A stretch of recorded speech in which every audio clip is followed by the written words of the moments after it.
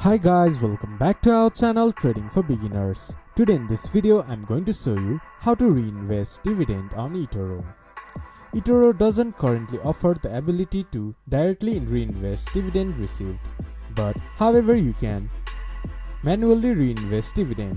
When you receive dividend notification, the fund will be credited to your available account balance. You can then use those funds to manually purchase additional shares of the same stock if you see fit, or you can invest in a dividend paying copy portfolio. Etoro offers copy portfolio, which are thematic investment baskets managed by other investors or by Etoro itself. Some copy portfolios specifically focus on dividend paying stocks.